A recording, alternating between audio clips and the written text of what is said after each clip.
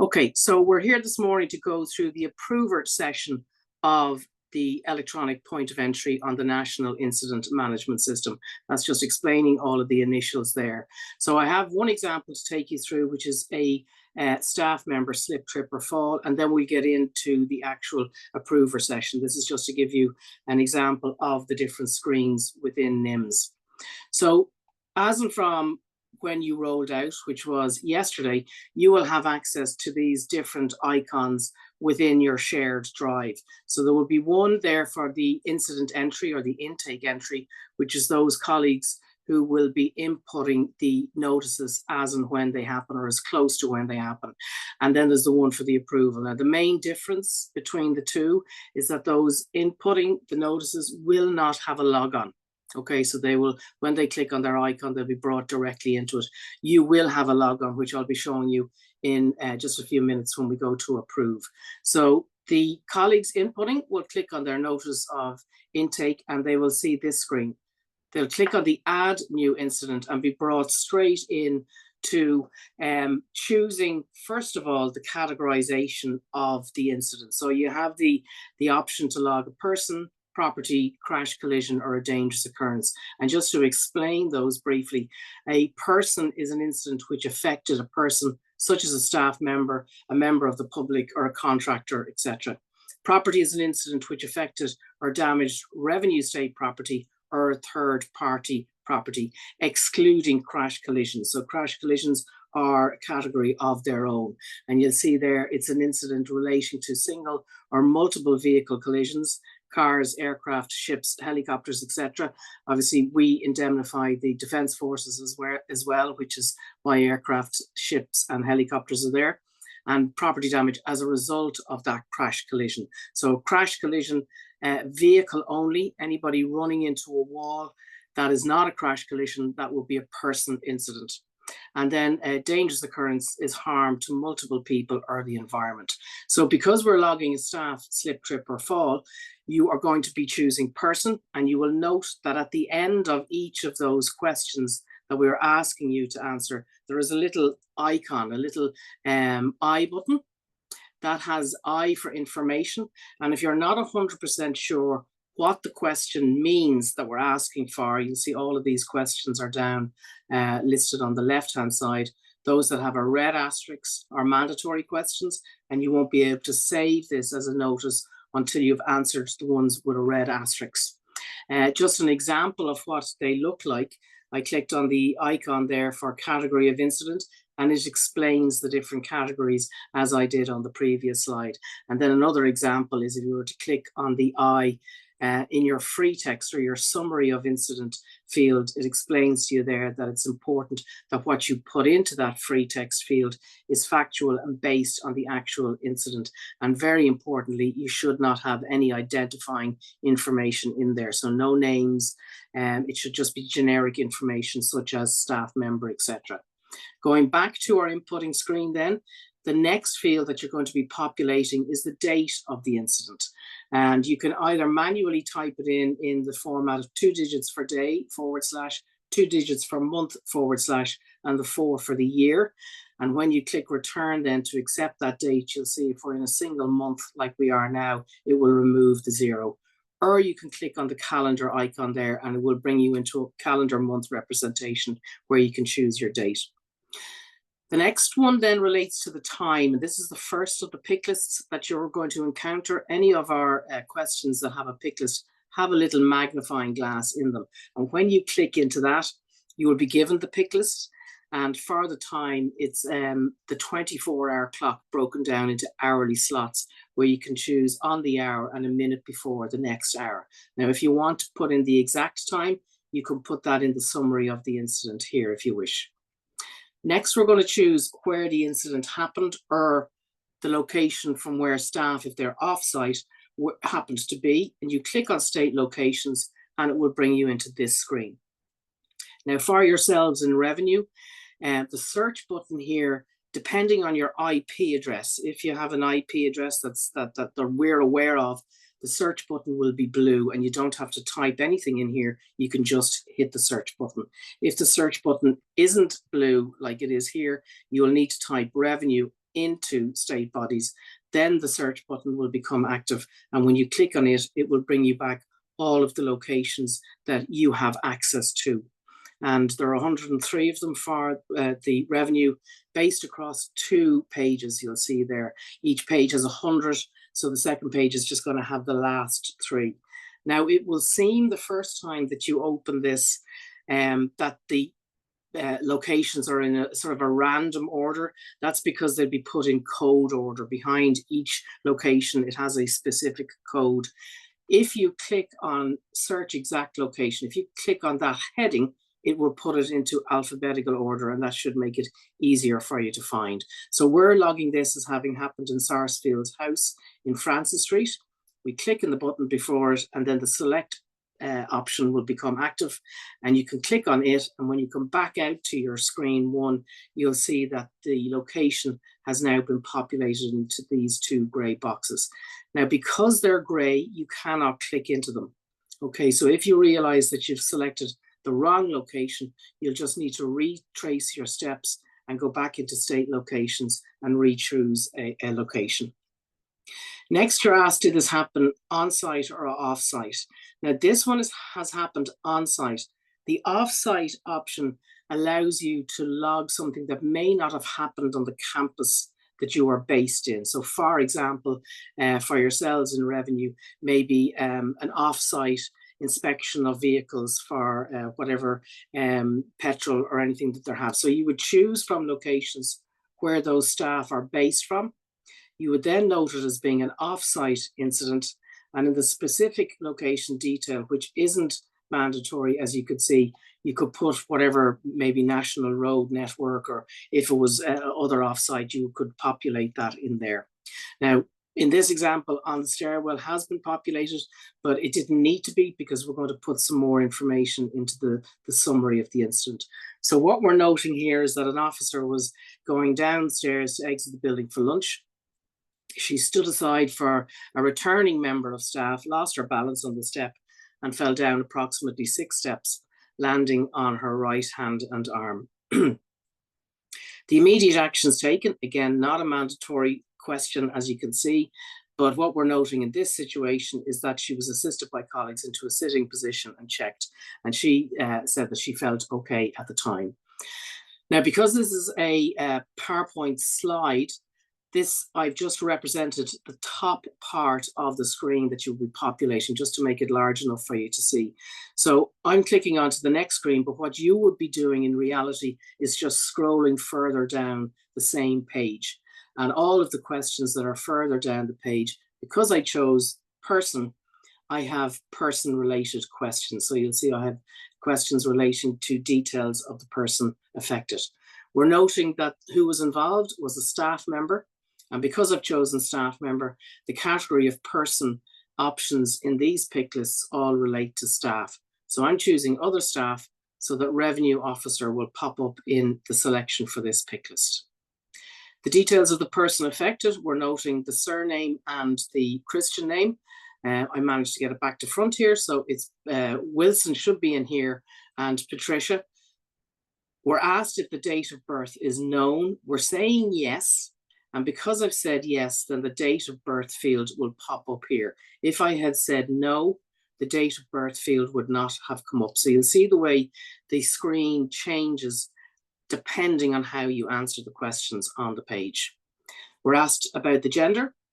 We're asked for the employee number. And in this case, because Patricia Wilson has logged this herself, she knows her own employee number. It may not be known if somebody else was logging it, and that's why it's not mandatory. Did this incident result in an absence from work?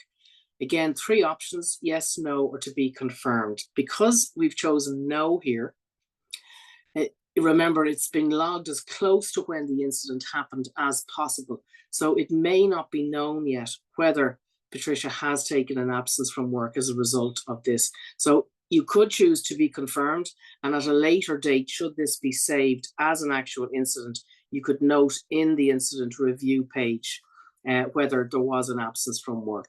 Similarly to the date of birth, if I had said yes, then a date of when the absence started would pop up, and the date returned would pop up at a later stage in the incident review. And once both days are populated, then the system would do a calculation of the lost days. What activity was being carried out? Office-based duty, and then click next to go on to the second page.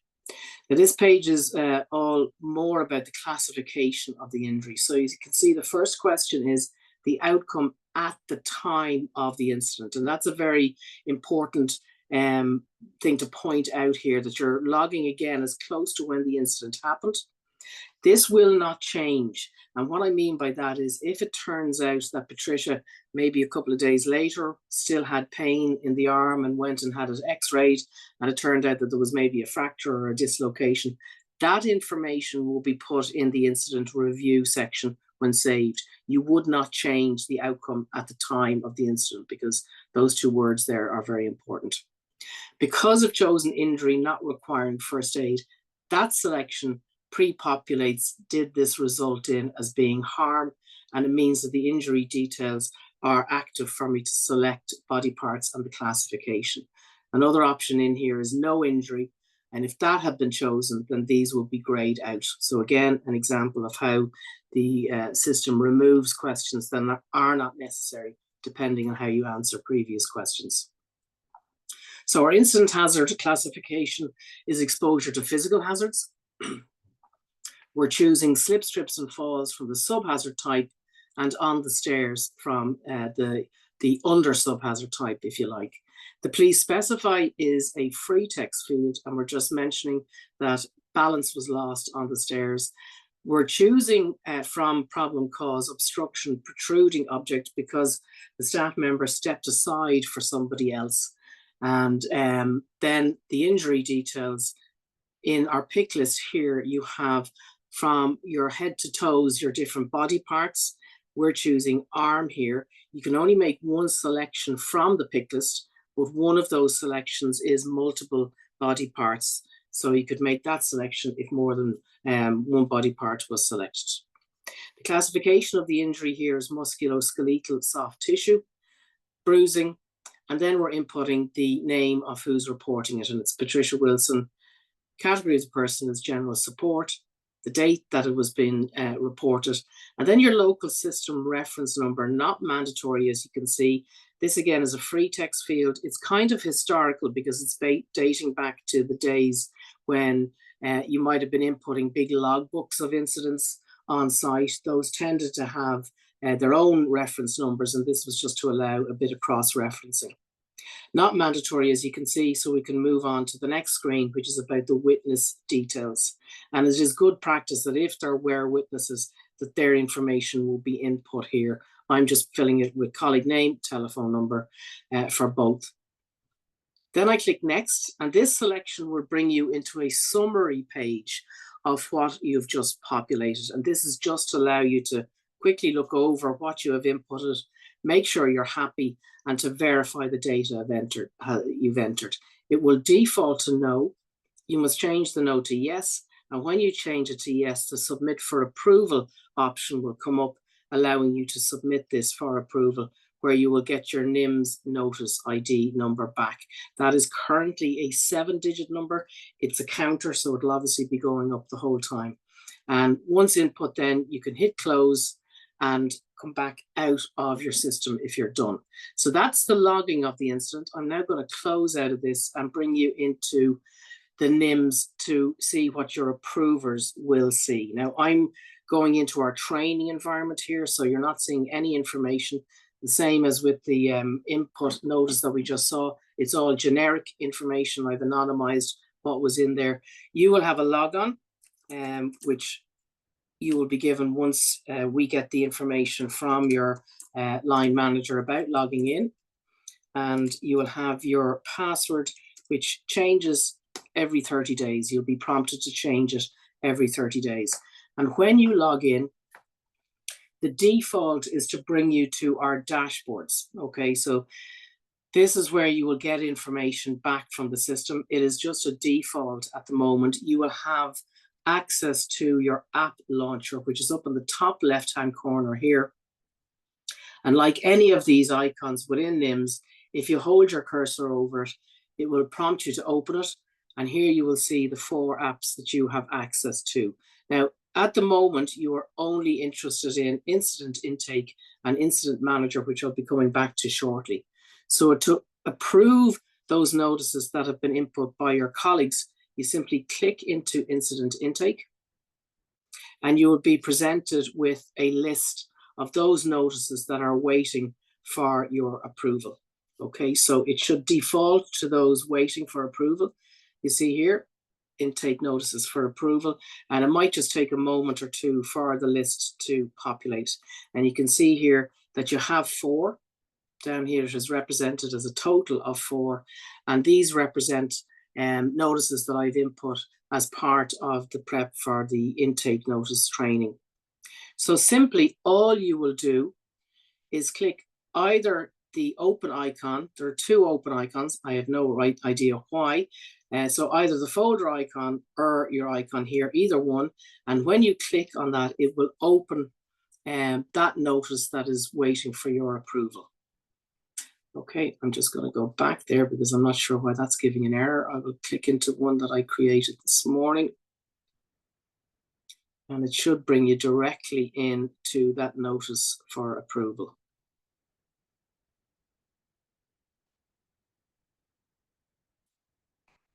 Okay, so you will see that it defaults to bring you straight to the approver details page, but there's no way that you can approve this without having gone down through the submission pages, those details here. So there are 2 ways that you can do this. You can either click directly into the submission review page, and what the submission review page will present to you is the 2 pages in one, but it is not a page that you can interact with. And what I mean by that is if you hold your cursor over any of the fields that have been populated, you'll see you kind of get a do not enter symbol.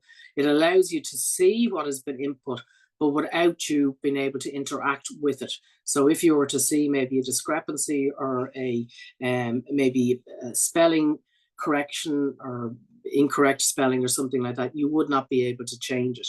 So it might be good practice to go through the 2 incident detail pages. And if I click into incident detail page 1, you will see that it shows that very first page that was populated by the inputter. But this time, rather than it being non-editable, you can go into it and you can interact with these pages. So it's a personal choice. It is totally up to yourself which way you want to do it. I'm just showing you both. So having gone down through incident detail page 1, I can then click into incident detail page 2, either by clicking on next or by selecting the incident detail page 2 from the page details down on the left-hand side. And again, if I'm happy with it, I can now go directly to the approver details page. It will bring me back again to those options of yes or no. You will note that it defaults to no. You're going to change that to yes, input your initials here, and then submit as an incident. Once you click that submit as an incident, with any of those important commands in here, the system will always check with you if you're sure that you want to submit. You're going to click OK, and when you click OK, you will get your 8-digit number back from the system. And this is the individual incident record number for this particular incident. You'll see there, as I said, it's an 8-digit number. The first 2 digits relate to the year that the incident has been submitted or saved onto the system. So obviously we're in 2025, so the 25 there represents that year. So you can very quickly identify when an incident or what year an incident has been saved by those 2 first digits. The following 6 digits are, again, simply a counter. They're changing the whole time. The whole idea being that there will never be 2 incident numbers the same. That is individual to that incident. Should this incident go on to become a claim, then that will be the claim number associated with the claim.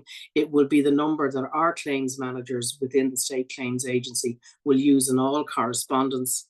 All court documents will have that individual number on it. And should it be deleted, and that happens from time to time, there's a very specific process that we follow. Only our staff within the State Claims Agency can delete an incident, and we need a written and signed document from yourselves requesting a deletion, that number will be deleted and will never be reused.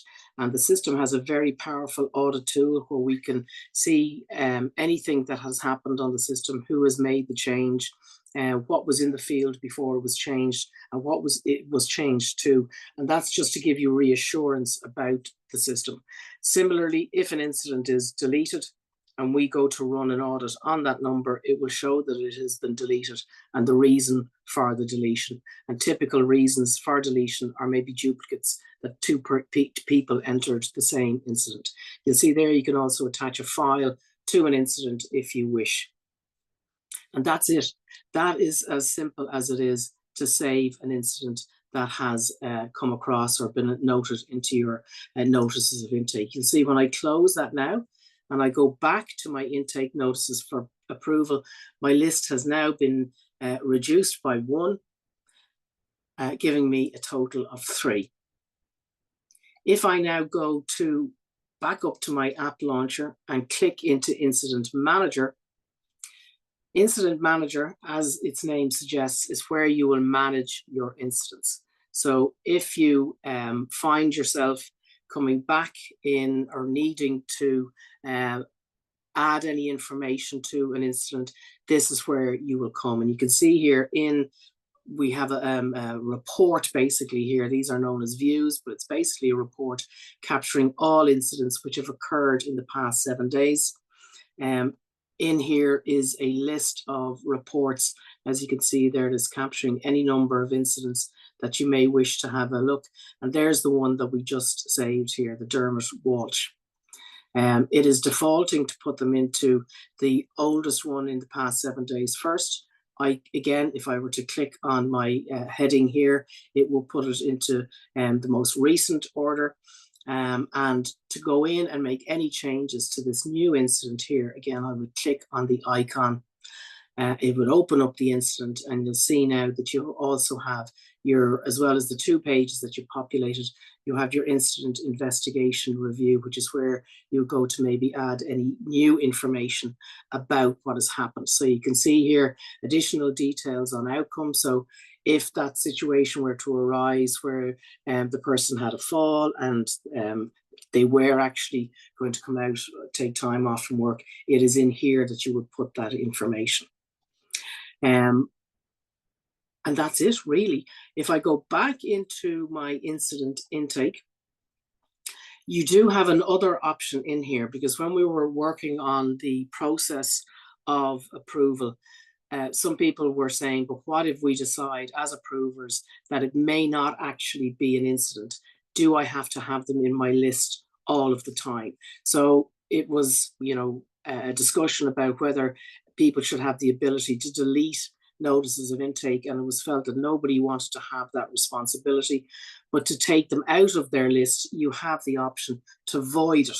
Okay, so to void an incident, you can't delete, okay, but you can void an incident. And to void an incident, you simply click into the button in front of it, or the box in front of it. You see there it comes up saying select.